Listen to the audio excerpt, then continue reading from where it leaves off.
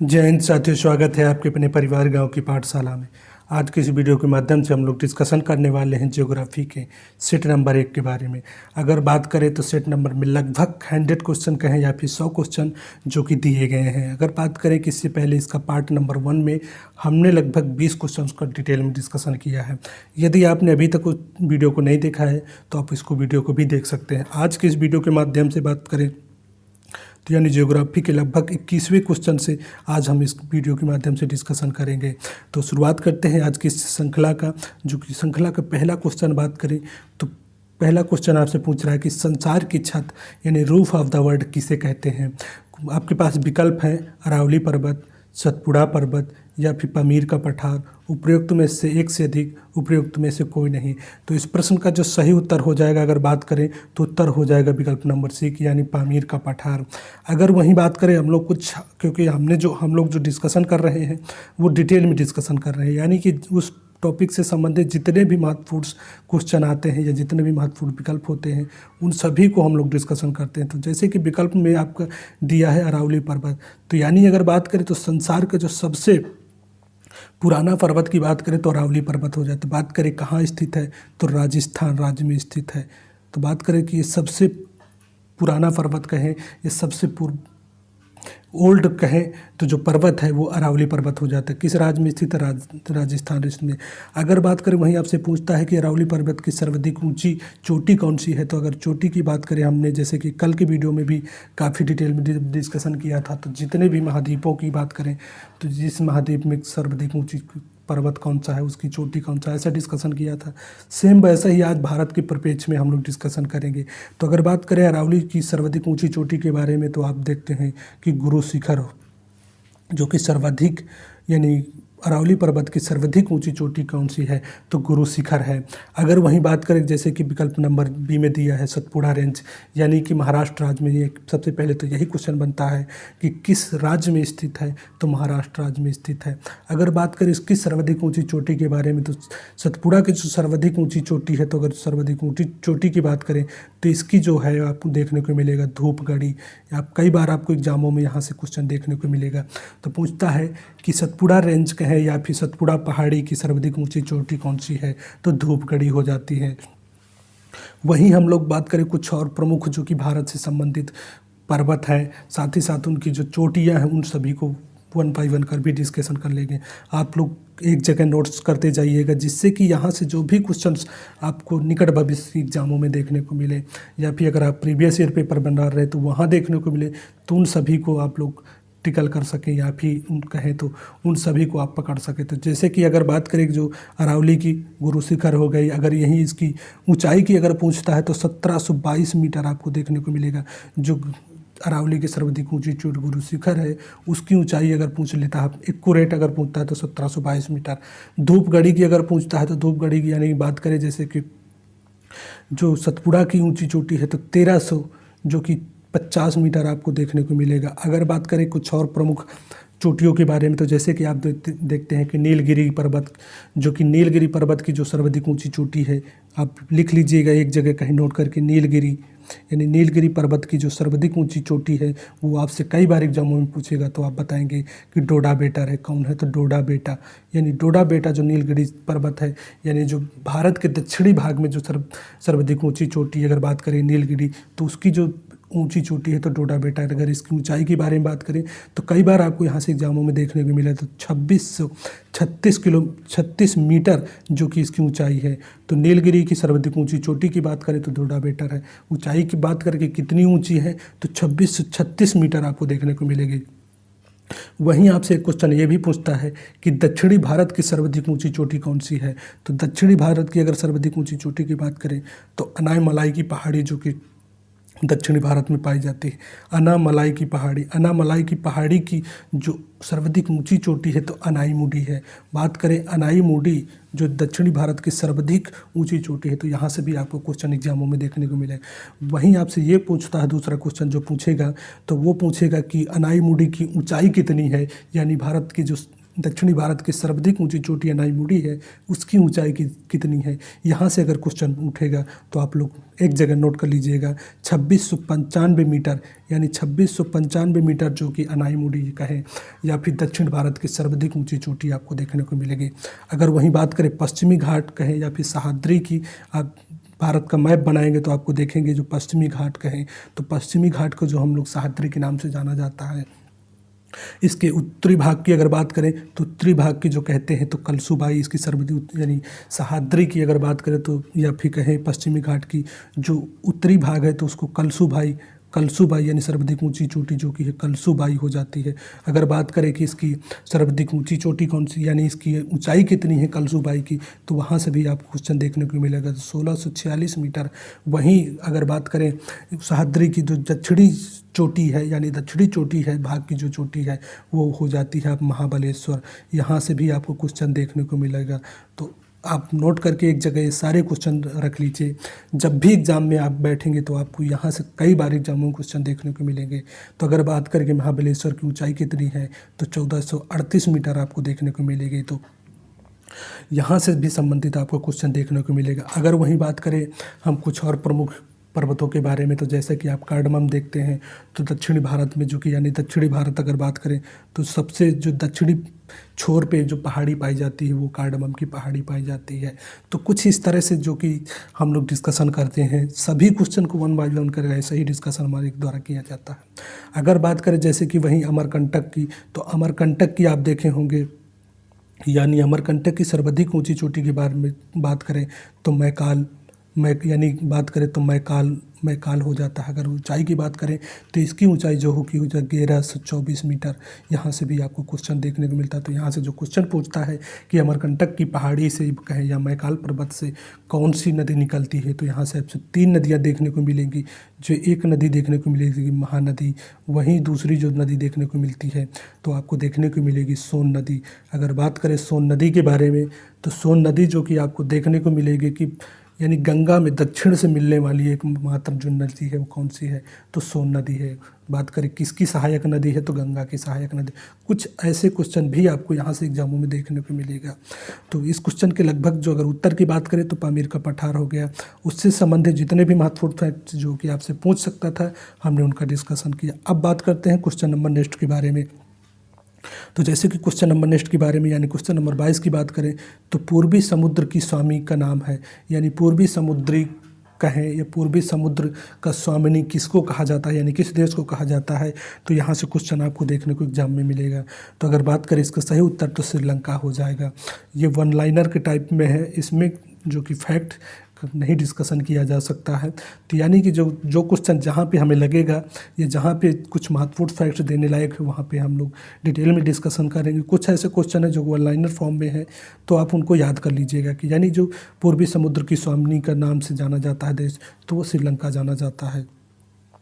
अगर बात करें वहीं क्वेश्चन नंबर नेक्स्ट के बारे में, समुद्र की सतह का वह भाग जो पानी से ढका है, लगभग कितना प्रतिशत भाग अगर कहें तो पानी से ढका है, तो आपको देखने को मिलेगा समुद्र का 2/3 भाग यानी पानी से ढका है। अगर परसेंटेज के मामले में बात करें तो पृथ्वी का लगभग 71% भाग जो कि आपको देखने को मिलेगा कि पानी से ढका हुआ। तो इस प्रश्न का भी जो उत्तर हो जाएगा विकल्प नंबर सी यानी 2/3।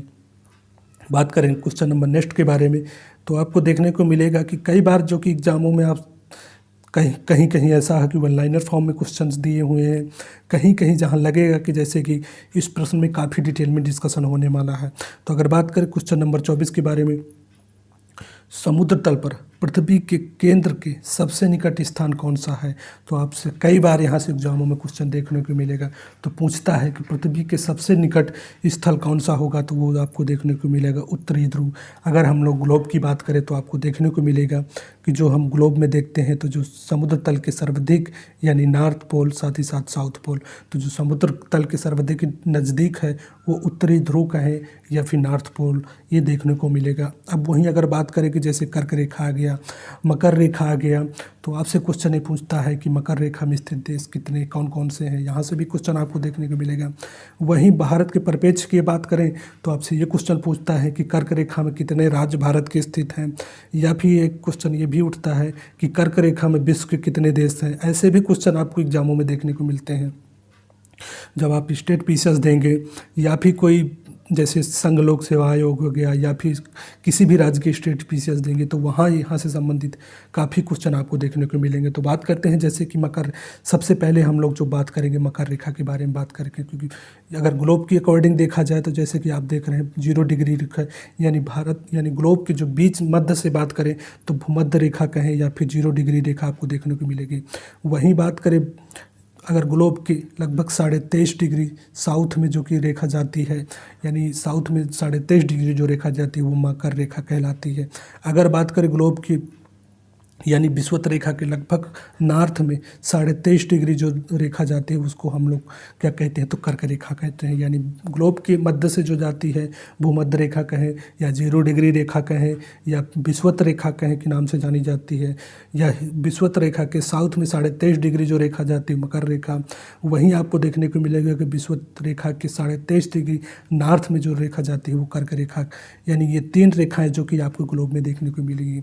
अब 1 बाई 1 करके हम लोग डिस्कशन कर लेते हैं। जैसे कि मकर रेखा हमारा पहले आया, यानी 23.5 डिग्री साउथ में जो रेखा जाती है वो मकर रेखा कहलाती है। अगर बात करें स्थित देशों की संख्या तो मकर रेखा में जो स्थित देश हैं वो 10 देश हैं। तो कई बार आपको एग्जाम में पूछेगा कि कौन कौन से, तो आप एक जगह नोट कर लीजिएगा, क्योंकि यहाँ से जब क्वेश्चन बनता है तो जनरली काफ़ी बच्चों को प्रॉब्लम्स होती है। तो अगर बात करें कि जैसे पहले आपको पूछेगा चिली हो गया, दूसरी बात करें तो अर्जेंटीना, यानी दूसरा जो देश होगा मकर रेखा में स्थित है अर्जेंटीना हो गया।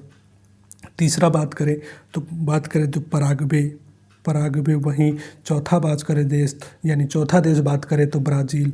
अगर ये बात करें किस महाद्वीप की ये देश है तो आपको देखने को मिलेगा जो दक्षिणी महाद्वीप यानी दक्षिणी अमेरिका महाद्वीप है यानी उस महाद्वीप से लगभग 4 देश चिली, अर्जेंटीना, पराग्वे, ब्राज़ील, ये 4 देश जो कि आपको दक्षिणी अमेरिका से मिलते हैं। वहीं अगर बात करें कि और कौन कौन से देश हैं तो 4 देश ये हो गए। अगर और बात करें कि मकर रेखा में स्थित देश कौन कौन से, हालांकि इसका हमने सेपरेटेड वीडियो अपलोड कर दिया है, आप देखना चाहें तो चैनल पे अपलोड है, जो हमने कई सारे जो कि मकर रेखा में स्थित देश, कर्क रेखा में स्थित देश, साथ ही साथ विषुवत रेखा में स्थित देश को वीडियो हमने ऑलरेडी चैनल पे अपलोड कर दिया है।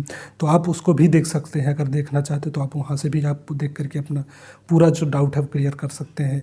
अगर बात करें हम लोग नेक्स्ट यानी 5वां देश जो कि मकर रेखा में स्थित है वो कौन से है, तो आपको देखने को मिलेगा अफ्रीका महाद्वीप में नामीबिया देश जो कि मकर रेखा में स्थित है। वहीं 6वां देश की अगर बात करें तो बोत्सवाना देश आपको जो देखने को मिलेगा वो देखने को मिलेगा दक्षिण अफ्रीका का जो बोत्सवाना देश है वो है। अगर 7वां देश की बात करें तो 7वां देश जो कि आपको दक्षिण अफ्रीका, जो कि अफ्रीका महाद्वीप की बात करें तो अफ्रीका महाद्वीप का जो एक देश है दक्षिणी अफ्रीका, ये भी जो कि आपके नामीबिया, बोत्सवाना। वहीं अगर बात करें 8वां जो कि अफ्रीका महाद्वीप का है मोजाम्बिक, तो मोजाम्बिक जो कि 8वां देश यानी कि मकर रेखा में स्थित है। अगर बात करें 9वां देश जो कि मकर रेखा में स्थित है, आप लोग एक जगह नोट कर लीजिएगा जिससे कि एग्जामों में जब यहाँ से क्वेश्चन आए तो उसको आप पकड़ पाएँ। तो अगर 9वां देश की बात करें तो मोजाम्बिक हो गया। वहीं बात करें मेडागास्कर जो कि 9वां देश है। अगर 10वां देश की बात करें तो 10वां जो मकर रेखा में स्थित देश है वो ऑस्ट्रेलिया है। यहाँ से आपको एग्जामों में कई बार आपको क्वेश्चन देखने को मिलेगा।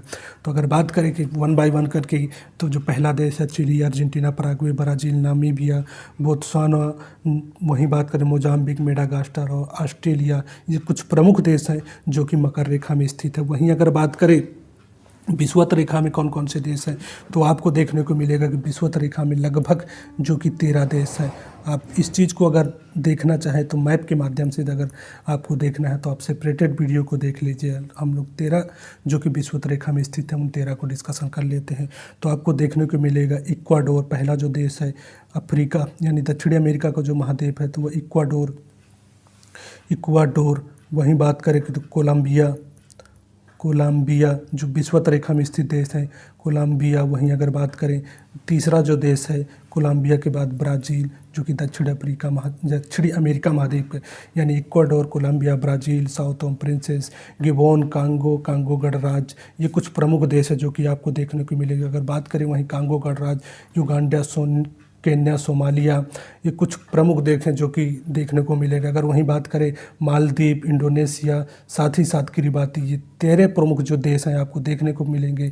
तो वो कहाँ देखने को मिलेंगे? तो विषुवत रेखा, यानी विषुवत रेखा में अगर देशों की बात करें तो विषुवत रेखा में लगभग 13 देश जो कि हैं इक्वाडोर, कोलंबिया,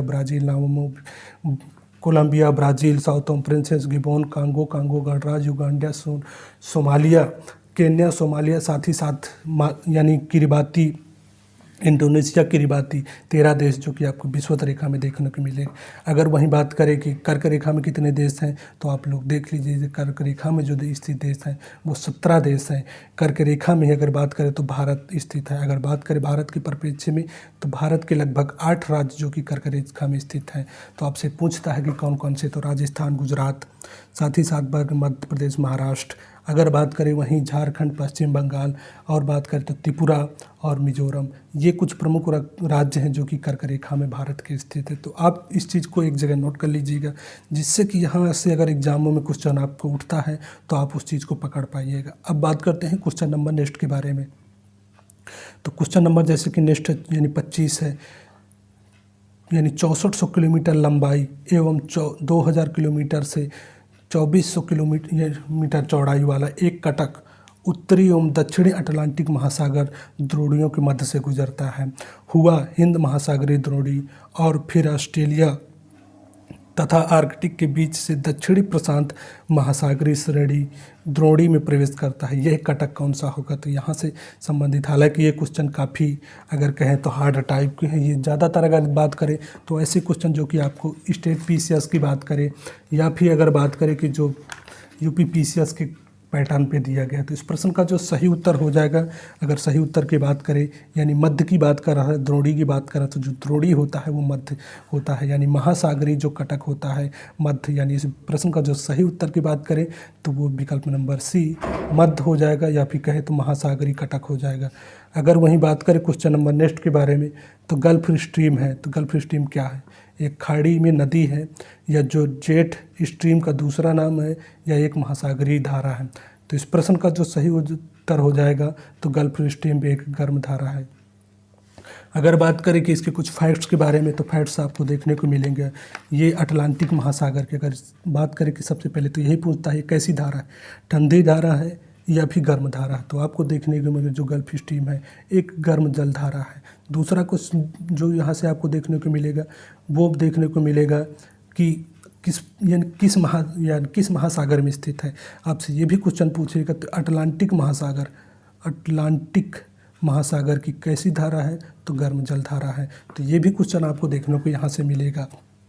इस चीज़ को आप एक जगह नोट कर लीजिए। तो आपसे पूछता है गल्फ स्ट्रीम किस प्रकार की जलधारा है, ठंडी जलधारा है या फिर गर्म जलधारा है। तो आप बताइएगा कि जो गल्फ स्ट्रीम है वो गर्म जलधारा है। साथ ही साथ बात करें किस महासागर की, अधिकतर जो क्वेश्चन आपसे यही पूछता है कि किस महासागर में ये जलधारा स्थित है। तो आपको देखने को मिलेगा अटलांटिक महासागर में स्थित है।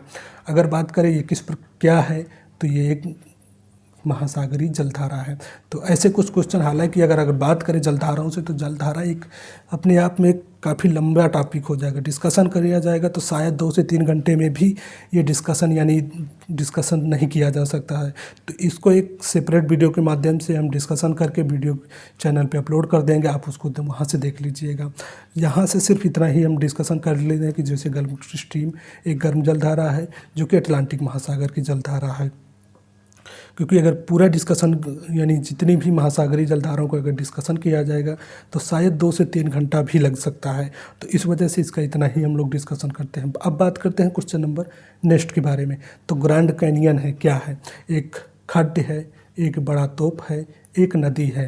तो इस प्रश्न का जो सही उत्तर हो जाएगा वो लाइनर फॉर्म में आप इसको याद कर लीजिएगा कि ग्रैंड कैनियन एक जॉर्ज कहें या फिर एक खड्ड है। तो इस प्रश्न का जो सही उत्तर हो जाएगा विकल्प नंबर ए इस प्रश्न का सही उत्तर हो जाएगा। वहीं बात करें क्वेश्चन नंबर नेक्स्ट के बारे में, तो 28 क्वेश्चन जो कि आपको देखने को मिल रहा है, निम्नलिखित में से किसकी खेती जायद मौसम में की जाती है। तो आप बता सकते हैं कि वो कौन सी खेती है जो कि जायद मौसम में की, यानी कौन सी फसलें जो कि जायद में उगाई जाती हैं। तो आपको देखने को मिलेंगे भारत में 3 प्रकार की फसलें होती हैं, रबी, खरीफ, साथ ही जायद। यानी रबी और खरीफ और साथ ही जो तीसरी फसल आपको देखने को मिलेगी वो जायद देखने को मिलेगी। 3 प्रकार की फसल जो कि भारत में आपको प्रचलित देखने को मिलेंगी। क्या है यार, बर्बाद कर दिए, बता।